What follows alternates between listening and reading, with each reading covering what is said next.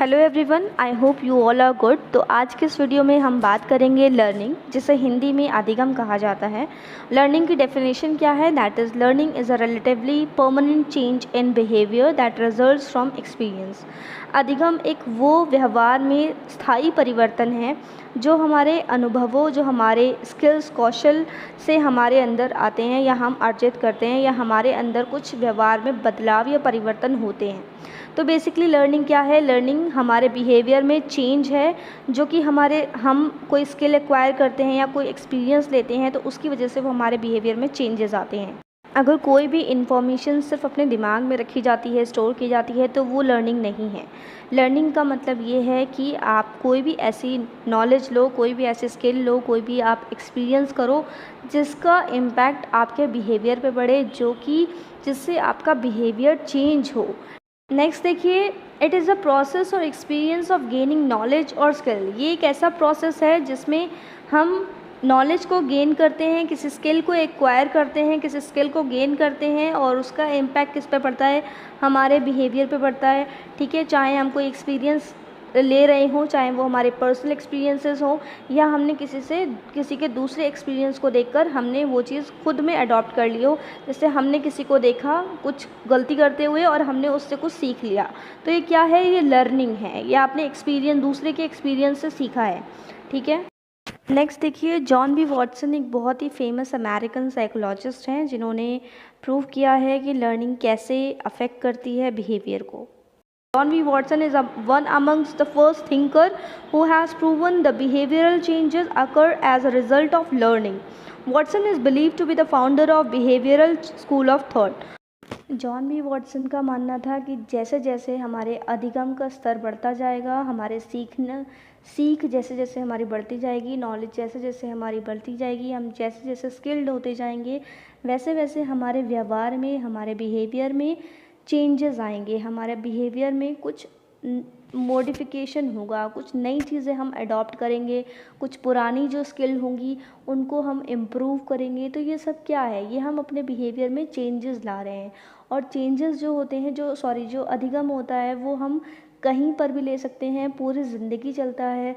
ठीक है, लर्निंग जो है वो हमारी टिल डेथ चलती है। ठीक है, मृत्यु पर्यंत चलने वाली प्रक्रिया है, ये हम बहुत पहले जान चुके हैं। इसके अलावा ये हमारी फॉर्मल भी होती है, इनफॉर्मल भी होती है। लर्निंग हम स्कूल और कॉलेजेस में तो लेते ही हैं।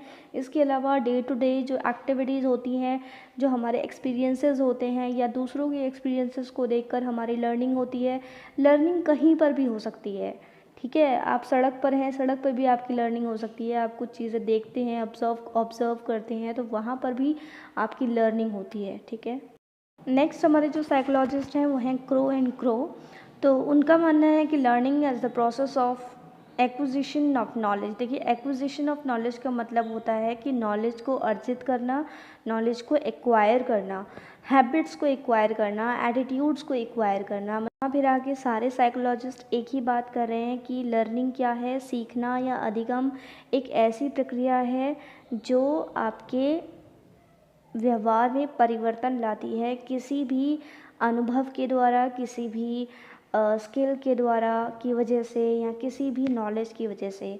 अगर आप सिर्फ एक इन्फॉर्मेशन लेकर बैठे हो और उससे आपके बिहेवियर में कोई चेंज नहीं आया है, तो वो लर्निंग नहीं है। अगर आप कोई भी चीज़ ज़बरदस्ती प्रेशराइज होके या थकान महसूस होके अगर आपके बिहेवियर में कोई चेंज आ रहा है, तो वो भी लर्निंग नहीं है। अब हम देखेंगे लर्निंग फैक्टर्स क्या होते हैं। देखिए, लर्निंग को क्या चीज़ें प्रभावित करती हैं, क्या चीज़ें अफेक्ट कर सकती हैं। देखिए, किसी भी एक लर्नर को, चाहे कोई भी इंसान है, सभी लर्नर्स होते हैं, सभी अपनी ज़िंदगी में कुछ ना कुछ सीख रहे हैं। कोई भी ऐसा नहीं है जिसने कुछ नहीं सीखा या जो कुछ नहीं सीख रहा। हर ज़िंदगी में हर कोई, इस दुनिया में हर कोई हर वक्त कुछ ना कुछ सीख रहा है। ठीक है, चाहे वो आप डायरेक्टली सीख रहे हो या आप इनडायरेक्टली सीख रहे हो। तो देखिए, लर्निंग को एक लर्नर को क्या चीज़ें अफेक्ट कर सकती हैं वो जान लेंगे।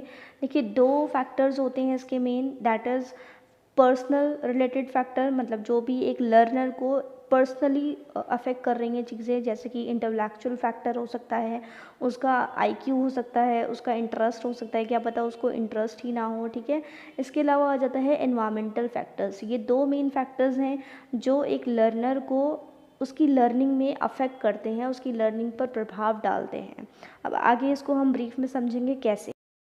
देखिए, हमारा जो फर्स्ट फैक्टर है वो हमारा पर्सनल या फिर लर्नर रिलेटेड फैक्टर है, जो कि एक इंडिविजुअल लर्नर में होते हैं। मतलब जो एक लर्नर के खुद के फैक्टर्स हैं जो उसे खुद प्रभावित कर रहे हैं, जैसे इंटेलेक्चुअल फैक्टर यानी कि उसका खुद का मेंटल फैक्टर, यानी कि वो कितना उसका आईक्यू है ये, ठीक है। फिजिकल फैक्टर, अगर वो फिजिकली फिट नहीं है तो क्या होगा, उसकी लर्निंग पे कहीं ना कहीं प्रभाव पड़ेगा, इफ़ेक्ट करेगी वो चीज़। नेक्स्ट है हमारा मोटिवेशन, अगर वो मोटिवेटेड ही फील नहीं कर रहा किसी चीज़ को सीखने में, कुछ लर्निंग लेने में, लाइक अगर मान लो उसको साइकिलिंग सीखनी है लेकिन वो मोटिवेटेड ही नहीं है, उसको पता ही वो चाहता ही नहीं है अंदर से साइकिल सीखना, तो क्या है कि वो नहीं सीख पाएगा, है ना। इंटरेस्ट भी होना बहुत ज़रूरी है एक लर्नर को लर्निंग करने में, सीखने में, अधिगम होने में। नेक्स्ट है विलिंगनेस टू लर्न, अगर किसी में विलिंगनेस ही नहीं है सीखने में तो भी एक लर्नर लर्निंग हासिल नहीं कर सकता। नेक्स्ट है न्यूट्रिशन एंड हेल्थ, अगर एक बच्चा, एक लर्नर का न्यूट्रिशन एंड हेल्थ ही अच्छा नहीं है तो वो खुद बहुत ही थका हुआ, बहुत ही मतलब अजीब सा फील करेगा, वो खुद को हेल्दी फील नहीं करेगा, सीखने के लिए तत्पर या रेडीनेस फील नहीं करेगा, वो रेडी नहीं होगा सीखने के लिए। नेक्स्ट आता है एटीट्यूड, एक लर्नर को बहुत ही पॉजिटिव एटीट्यूड रखना चाहिए। इस तरीके का बिहेवियर नहीं होना चाहिए कि लाइक उसको कोई ट्रेनी आया कुछ ट्रेन करने के लिए, बट वो उसका एटीट्यूड ही नेगेटिव है, मतलब वो उल्टा ट्रेनी में ही मतलब जो ट्रेनर है उसके अंदर ही कमियां खामियां निकाल रहा है ना, और वो मतलब सामने वाले को ही कुछ नहीं समझ रहा है ना, उसके अंदर मतलब वो सुपीरियॉरिटी है कि मतलब मैं ही सुपीरियर हूँ, मैं ही सब कुछ हूँ और सामने वाले को कुछ नहीं आता, तो ये एटीट्यूड नहीं। लर्नर का पॉजिटिव एटीट्यूड होना बहुत ज़रूरी है। नेक्स्ट है हमारा एटीट्यूड, ये हमारा हो चुका है। नेक्स्ट हमारा है मैच्योरिटी। देखिए, मैच्योरिटी का मतलब है कि जब तक एक बच्चा मैच्योर नहीं है किसी एक पर्टिकुलर कंटेंट को या पर्टिकुलर सब्जेक्ट को लर्न करने के लिए या सीखने के लिए या उस चीज़ का एक्सपीरियंस लेने के लिए, तब तक आप उसको वो नहीं सिखा सकते। फॉर एग्ज़ाम्पल, जैसे मान लीजिए ये जो नॉलेज मैं आपको ये सब दे रही हूँ, चाइल्ड डेवलपमेंट एंड साइकोलॉजी की जो नॉलेज दे रही हूँ मैं आपको, ये मैं एक मतलब 10th क्लास के बच्चे को दूँ या 9th क्लास के बच्चे को दूँ या मतलब चाइल्डहुड के बच्चे को दूँ, तो क्या वो सीख पाएगा? नहीं। एक मैच्योरिटी होती है, अगर वो बच्चा उस चीज़ को, उस मतलब जो भी एक्सपीरियंस है उसको अगर लेने के लिए वो मैच्योर ही नहीं है, तब तक आप उसको वो चीज़ नहीं सिखा सकते।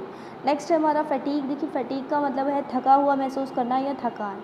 एक व्यक्ति जो पहले से ही थका हुआ है तो वो कोई चीज़ सीखना चाहेगा, क्या उसका खुशी से मन होगा वो चीज़ सीखने का? बिल्कुल नहीं, वो कुछ नहीं सीखना पसंद करेगा उस टाइम पर जब वो बीमार है या फटीग फील कर रहा है या कुछ भी उसको हेल्थ इश्यूज़ हैं या कुछ भी हो सकता है, लाइक कुछ भी नेगेटिव चीज़ उसको एक लर्निंग के लिए तो मतलब डेफिनेटली लर्निंग के लिए तो वो उसको मोटिवेटेड फील नहीं करा सकती, ठीक है।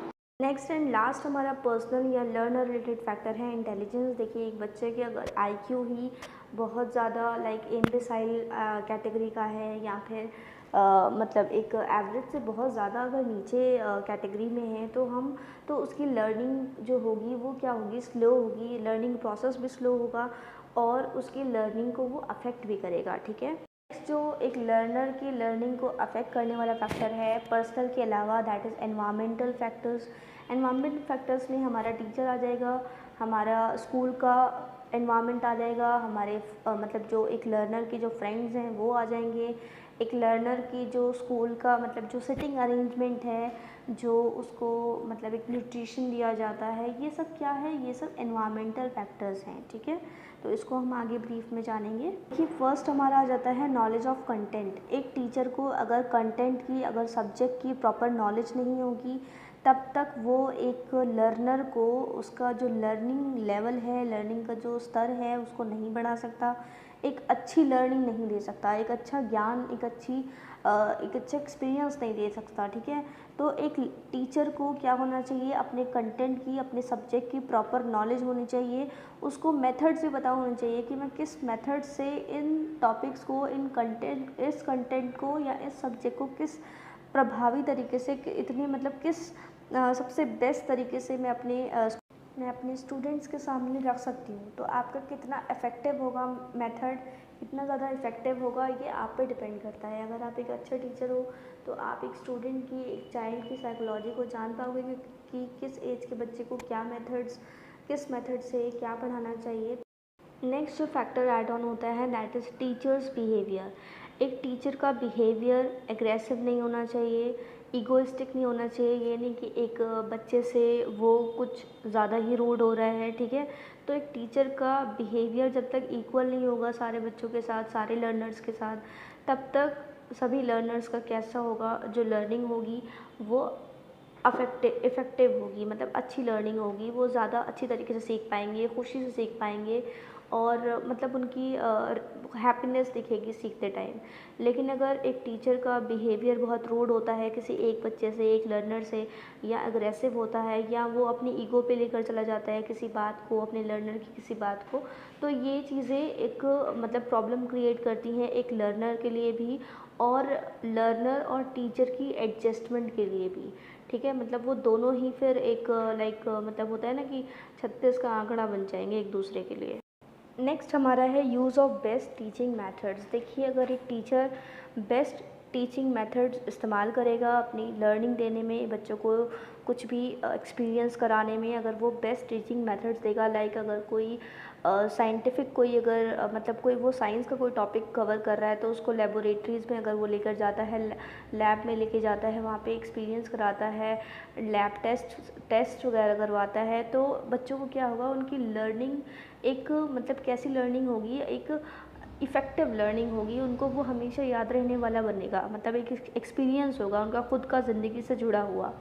तो एक टीचर को अच्छे से अच्छा, बेस्ट से बेस्ट मेथड्स पता होने चाहिए कि मैं किस एज के बच्चों को कौन से बेस्ट मेथड से ये कंटेंट को कवर करा सकती हूँ, ठीक है। तो ये सब पता होना चाहिए उसे। नेक्स्ट हमारा जो फैक्टर है एक लर्नर की लर्निंग को अफेक्ट करने वाला, that is factor related to content. एक लर्नर को जो कंटेंट पढ़ाया जा रहा है वो कितना ऑब्जेक्टिव है, कितना वो उद्देश्यपूर्ण है, कितना गोल ओरिएंटेड है, कितना लक्ष्य निर्धारित है। मतलब जो आप कंटेंट पढ़ा रहे हो आपको ये पता होना चाहिए कि ये एक बच्चे के लाइफ में क्या ये मतलब बेनिफिशियल होगा, क्या इसका कोई मतलब एक पॉजिटिव रिस्पॉन्स आएगा, क्या इसके मतलब इससे इसके बिहेवियर में एक पॉजिटिव चेंज देखने को मिलेगा। तो ये चीज़ें आप, ये एक एज अ टीचर आपको पता होना चाहिए कि आप जो कंटेंट पढ़ा रहे हो वो कितना इफ़ेक्टिव है। नेक्स्ट हमारा फैक्टर आता है नेचर ऑफ करिकुलम। देखिए, एक करिकुलम मतलब जो आपका करिकुलम है, जो एक लर्नर का करिकुलम है, इसको हिंदी में पाठ्यक्रम कहते हैं। तो जो आपका पाठ्यक्रम है उसकी प्रकृति कैसी है, मतलब कहीं ऐसा तो नहीं है कि बच्चे की जो एबिलिटीज़ हैं उसके कंपैरिजन में करिकुलम बहुत ज़्यादा हो, या करिकुलम जो नेचर है, करिकुलम की जो प्रकृति है वो एक बच्चे की एबिलिटी से कहीं ज़्यादा हद तक ऊपर हो। मतलब उसकी कैपेबिलिटीज़ और एबिलिटीज़ की कंपैरेटिव होनी चाहिए। ऐसा नहीं कि बच्चे का आईक्यू तो बहुत ज़्यादा है, मतलब बच्चे की जो एबिलिटीज़ हैं वो ज़्यादा हैं, और जो करिकुलम है वो बिल्कुल एक छोटे क्लास के, मतलब बिल्कुल चाइल्डहुड वाले बच्चे का बना दिया करिकुलम। तो ऐसा भी नहीं होना चाहिए। करिकुलम टफ भी नहीं होना चाहिए। बच्चे की एबिलिटीज़, उनकी जो योग्यता होती है, उनके बेसिस पर एक करिकुलम डिज़ाइन होना चाहिए, ठीक है। तो ये भी एज अ टीचर ये भी एक एनवायरमेंटल फैक्टर है जो एक बच्चे की लर्निंग को अफेक्ट करता है। नेक्स्ट हमारा एनवायरमेंटल फैक्टर है size, sequence and proper division of exercises. देखिए, जो कंटेंट है जो एक टीचर एक लर्नर को दे रहा है, ठीक है, उसका साइज़ क्या है, मतलब वो जो पढ़ा रहा है उसका आकार क्या है।